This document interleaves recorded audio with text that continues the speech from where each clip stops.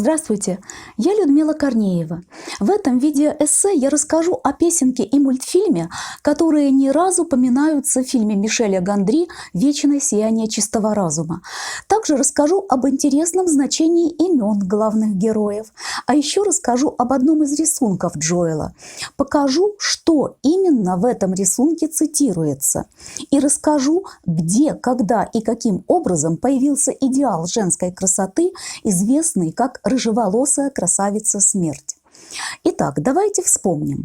В самом начале фильма, при знакомстве в поезде, Клементина просит Джоэла не шутить над ее именем. Но при этом она сама же и вспоминает какой-то мультфильм. А потом героиня фильма еще и сама же напевает песенку о какой-то ушедшей навсегда Клементине.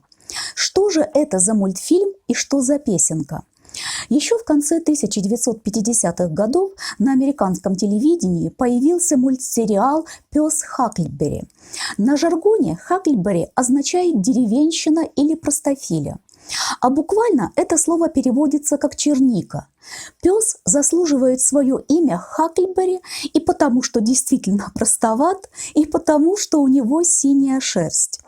Интересной особенностью образа пса Хакльберри является его невероятная любовь к песенке «Oh my darling Clementine» – «Моя дорогая Клементина». Пес поет эту свою любимую песенку в каждой серии. Но дело в том, что вокальные способности у Хакльберри не просто отсутствуют, но, можно сказать, уходят в минус. И своим громким, но ужасным пением пес повергает всех окружающих в оторопь, замешательство и смятение. То есть исполнение этой песенки в мультфильме становится своеобразным комедийным приемом. Позже, в 1988 году, был выпущен еще и мультфильм «Плохой, хороший» и «Пес Хакльберри». Как вы заметили, в названии есть явная отсылка к известнейшему спагетти-вестерну Серджио Леоне «Хороший, плохой, злой». В этом мультфильме синий пес Хакльберри тоже поет свою любимую песню о Клементине. В 2000 году был показан короткометражный фильм «Саундхаунд» с Хакльберри в главной роли, опять же. В нем пес исполнил свою неизменную песню «Oh my darling Clementine» под аккомпанемент городских звуков Нью-Йорка. Так что к моменту выхода фильма Мишеля Гондри «Вечное сияние чистого разума» пес с синей шерстью действительно был довольно известным мультяшным образом. И когда Джоэл при знакомстве в поезде говорит, что не знает никакого такого мультика, то удивление Клементины вполне оправдано. А что же за песенку постоянно поет пес Хакльберри? Песенка «Oh my darling Clementine» в американской культуре известна даже более широко, чем «Синий пес Хакльберри». Это шуточная песенка с элементами черного юмора. Поется она от имени молодого человека, который был влюблен в девушку по имени Клементина. Отец Клементины – Майне Фотенайне, то есть шахтер 49-го. Так в Америке во времена появления песенки о Клементине называли золотодобытчиков, которые были участниками так называемой «золотой лихорадки» – неорганизованной массовой добычи золота в Калифорнии, пик которой пришелся именно на 1849 год. Нужно сказать, что золотая лихорадка изменила жизни и судьбы сотен тысяч людей. Некоторым она действительно принесла богатство, но еще больше оказалось пострадавших, тех, кто так и не смог разбогатеть или вообще утратил все в тех диких обстоятельствах. Показательна судьба владельца лесопилки, на земельном участке которого было впервые найдено золото. Хлынувшие потоком золотоискатели фактически силой захватили принадлежавшую ему землю, сожгли его ферму, убили сына. Потом на протяжении 20 лет законный владелец земельного участка пытался найти справедливость в судах, подал более 15 тысяч судебных исков, но все оказалось безрезультатно, и он умер в крайней бедности. Да и вообще, то золото было тяжело добыть, но еще сложнее сохранить. Хотя песенка «Oh my darling Clementine» рассказывает и не о самой золотодобыче, но она в шутливой форме передает общую атмосферу превратностей судьбы и цинизма того времени. Рефреном через всю песню проходит число 9. Это и «Meine 49», то есть «Шахтер 49-го» об отце Клементины, и ужасающий 9-й размер ноги самой Клементины. На всякий случай поясню, что в американской размерной сетке обычный женский размер обуви 4,5 или 5, максимум 6. А у Клементины 9-й размер ноги. Поэтому, как поется в песенке, она использует в качестве обуви деревянные ящики для селедки. В 9 часов утра Клементина ежедневно гнала своих утят к воде, но однажды поскользнулась, упала в воду и утонула.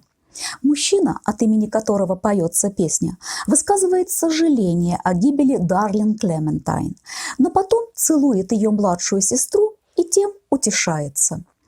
Песня «О май Дарлин Клементайн» весьма популярна в англоязычной культуре. С ней очень много чего связано, и она часто упоминается. Например, в 1946 году обладателем 4 Оскаров за лучшую режиссуру Джоном Фордом был снят классический вестерн под названием «Моя дорогая Клементина». Одноименная песня звучит в начале и в конце кинокартины. Сейчас этот фильм внесен в Национальный реестр наиболее значимых фильмов в истории США. Еще один пример. В первой главе «Скотного двора» Оруэлла песня-гимн «Скоты Англии», которую впервые поет старый майор, описывается как волнующая мелодия, нечто среднее между «Кукарача» и «О май Дарлин Клементайн».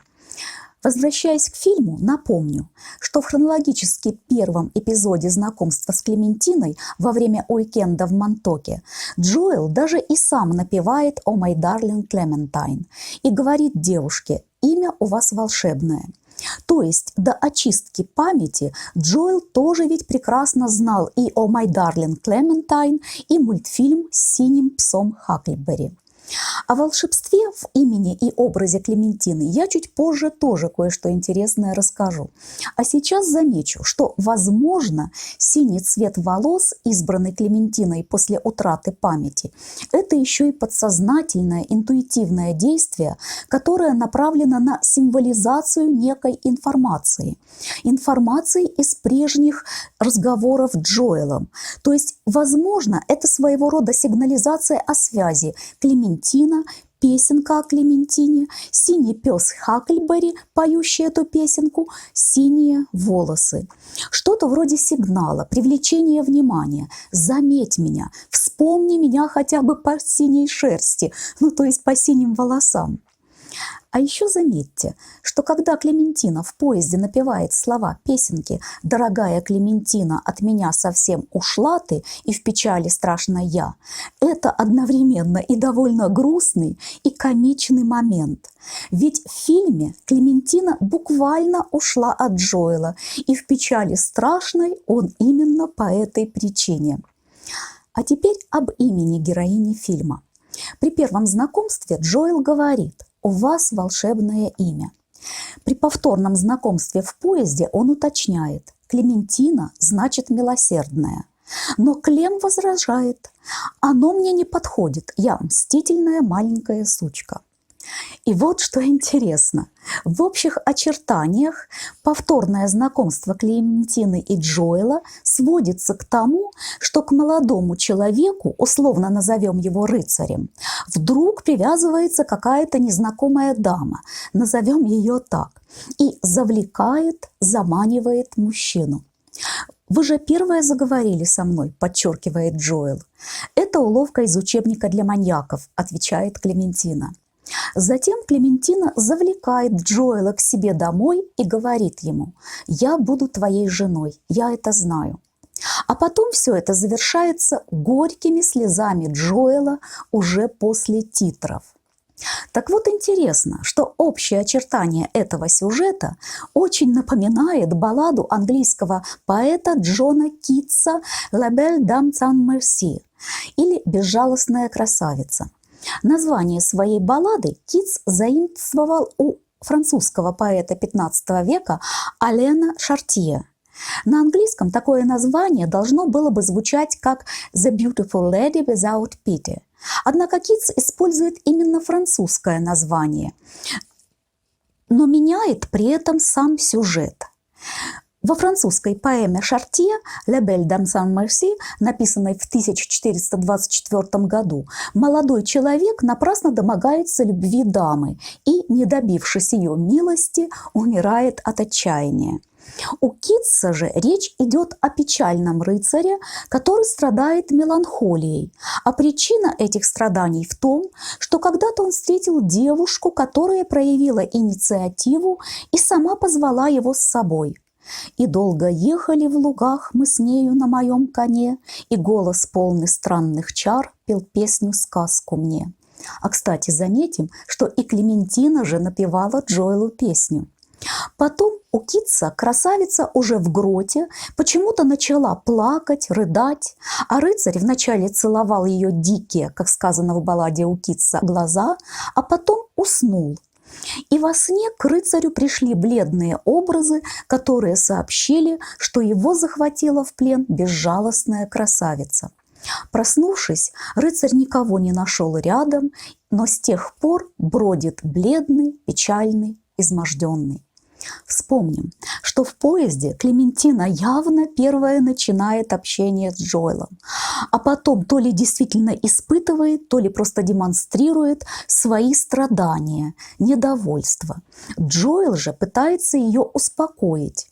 По такому кругу события в фильме проходят не раз. А однажды Джоэл засыпает, и к нему приходят бледные образы собственных воспоминаний. Затем рыцарь Джоэл просыпается в самых первых кадрах фильма печальный, изможденный, меланхоличный. В контексте такой символизации сюжета приобретает особую иронию замечание Джоэла о значении имени Клементина. Безжалостная красавица имеет имя с прямо противоположным значением – милосердная. И не потому ли в поезде Клементина говорит Джоэлу о своем имени? Оно мне не подходит. В одном из предыдущих видео я уже рассказывала, почему ирония есть в самом названии фильма «Сияние чистого разума». Но, как видим, ирония, игра слов и смыслов присутствует и в имени героини. Подтверждает мою догадку то, что и имя главного героя тоже подобрано далеко не случайным образом. Имя Джоэл – это библейское имя Иоиль. В книге пророка Иоиля находим слова: «Будут пророчествовать сыны ваши и дочери ваши, старцам вашим будут сниться сны, и юноши ваши будут видеть видения».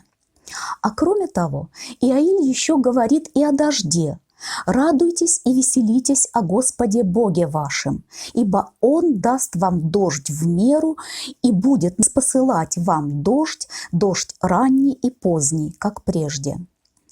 И вспомните же тот дождь в фильме, который неожиданно начинает лить на Джоэла и Клементину прямо в квартире. Джоэл при этом восклицает: «Есть, получилось!» Клементина же прикрывается от дождя книгой.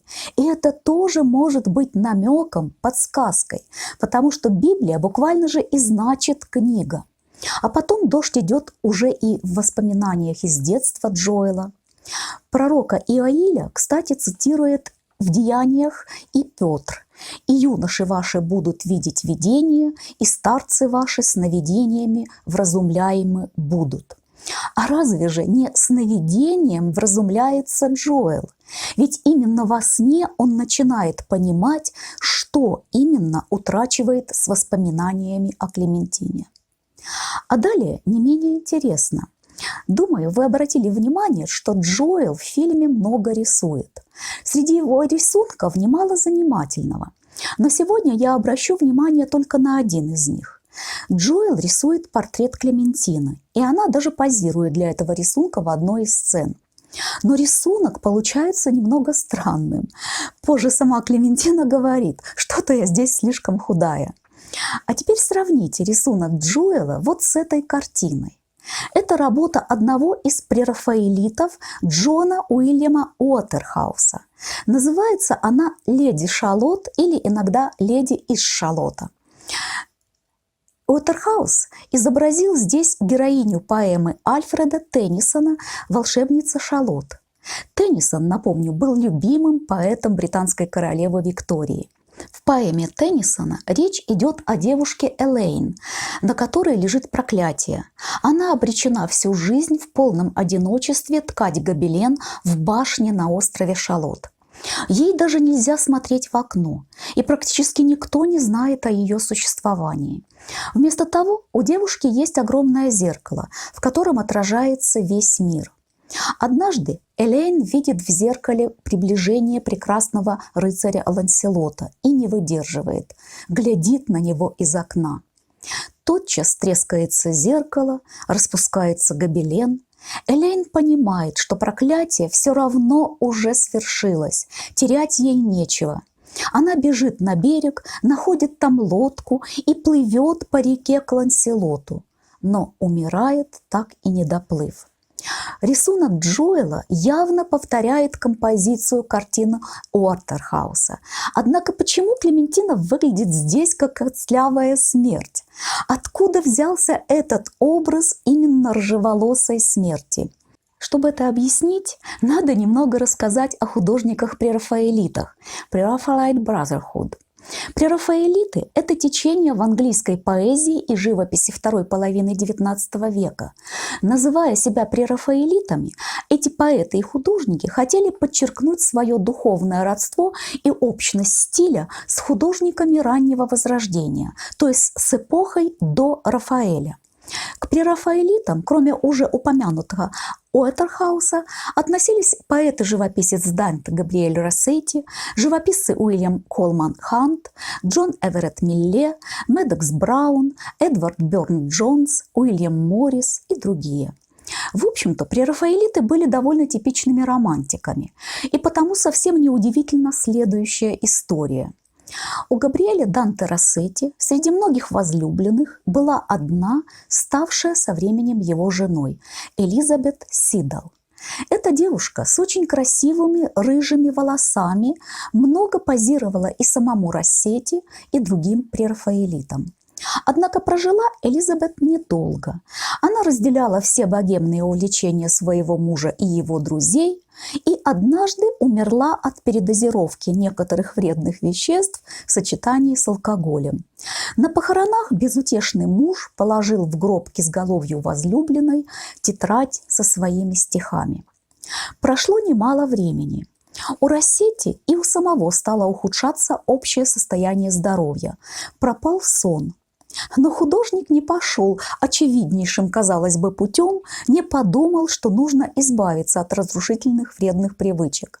Он решил, что проблемы со здоровьем у него вот из-за того, что он оставил свою тетрадь со стихами в гробу возлюбленной жены. Провели эксгумацию и тетрадь достали. Содержание извлеченной из гроба рукописи было опубликовано. Об этом издании говорили, что это стихи с того света. А прерафаэлиты с этого времени стали утверждать, что для них идеалом женской красоты является рыжеволосая красавица смерть. Впрочем, это было только поэтическое образное выражение. Писали же они вполне живые женские образы, хотя чаще всего действительно рыжеволосые. И стоит обратить внимание, что рыжеволосая Клементина из фильма «Вечное сияние чистого разума» действительно весьма похожа на женские образы, созданные художниками-прерафаэлитами. Возвращаясь к рисунку Джоэла, теперь можно заметить, что в нем воспроизводится, можно сказать, копируется композиция картины Уотерхауса «Леди Шалот».